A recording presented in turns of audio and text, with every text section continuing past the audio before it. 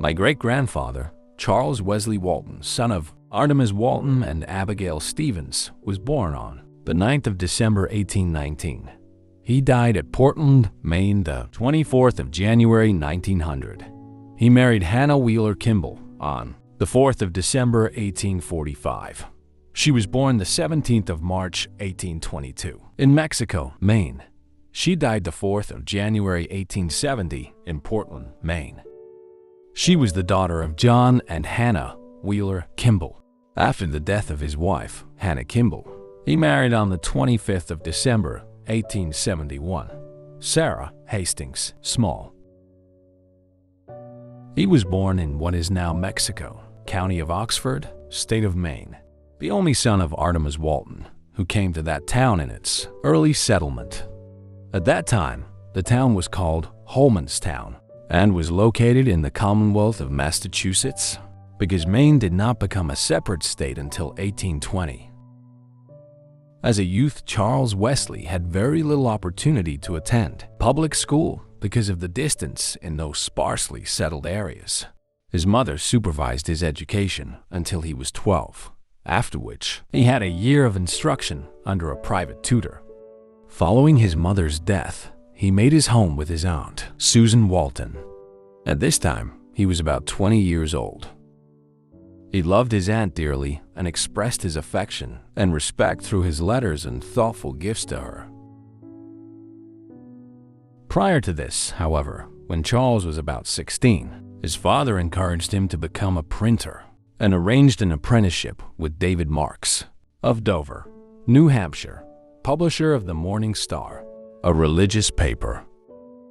Editor's note: The Morning Star was a weekly newspaper published by the Free Will Baptists of Northern New England, beginning in 1826 and publishing continuously until 1911.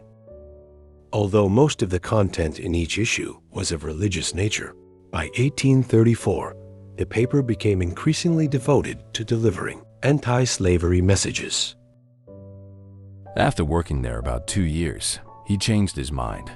Editor's note: Charles's obituary states that he worked 14 years at the printing offices.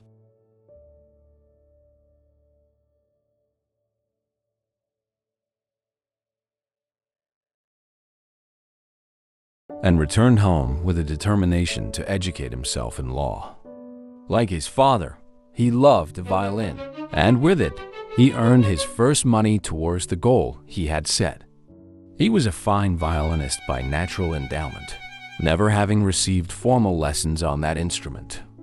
It is said he could have made it his career, though he gave it up to practice law in the state of Maine, in Oxford County, after 2 years of study in 1843, his study being interspersed with periods of work. Early Mexico records testified to his ability and willingness to serve his community well as he filled the offices of the town clerk, justice of the peace, constable, tax collector, and school board trustee.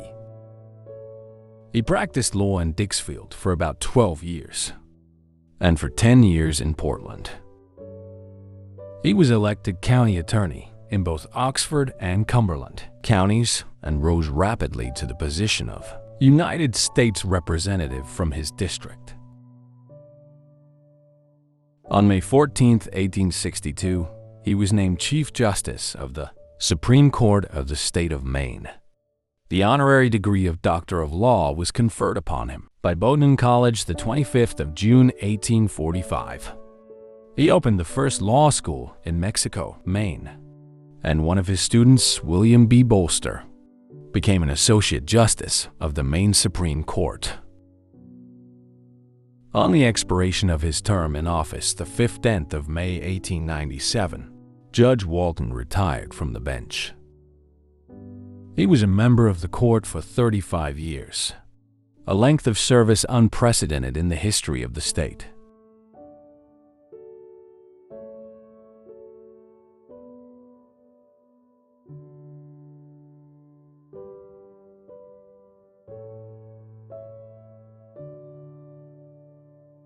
A memorandum concerning his judicial record was published in Maine Reports, Volume 90, page 603-4. Following is an excerpt from the closing paragraph. His eminent judicial record will cause his name to be remembered with honor and his legal acumen to be acknowledged long after all memory of his striking personality shall have faded from the minds of men. In his retirement, he carries the respect and goodwill of the bench and bar and the higher reward that arises from the consciousness of duty well done. It was said of him that he developed a beautiful English style, which was the natural expression of the crystal clearness of his mind. There were no links in his chain of reasoning that would break. Judge Simmons said, the volumes of opinions which Judge Walton wrote for the court, many of them in the most important and difficult cases, all adequate to the purpose, some of them masterpieces of jurisprudence, will be the imperishable memorial of the great lawyer and judge. Judge Walton died on the 24th of January 1900. On Saturday, the 5th of August of that year, members of the court met and suspension of business was moved so that the members of the bar could address the court in his memory. Those addresses were published in Maine Reports under the title In Memoriam in Volume 94, pages 588 to 615. To a continuing posterity. These eulogies tell of a man of heroic mold who, among his God-given attributes, possessed a sturdy common sense, a wonderfully tenacious memory, and great keenness of perception. A beautiful oil portrait of Judge Walton graces a wall of Androscoggin County Courthouse in Auburn, Maine.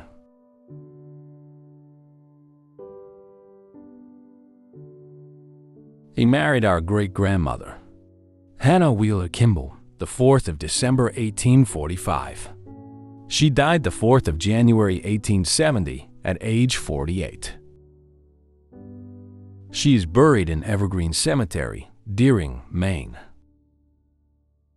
Hannah Wheeler Kimball was born the 17th of March 1822 at Mexico, Maine, to John Kimball and Hannah Wheeler. She was the 6th child. The first Kimball that came to America was Richard Kimball and his family. He was born about 1595 in Suffolk, England, and came to America about the middle of the 1600s. They made their new home in Essex County, Massachusetts, and stayed in that area for several generations. The Kimball family was one of refinement, culture, and wealth. Hannah and her brothers were well educated in the art of music, which contributed much to the charm and pleasure of their home and social life.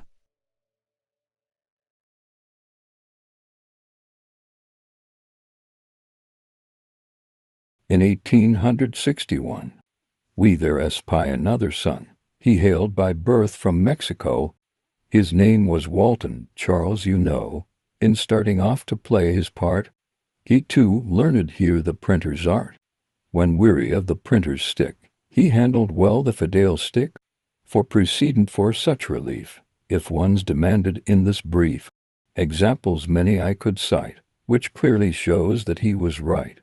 Thomas Jefferson will do for one, of whom the world has said well done. If one is sought beyond the sea, the name of Gladstone well serves me. I think the judge, if hereabout, would say this case is well made out. To law he soon become inclined, and that turned out to be his forte, as all have learned when in his court.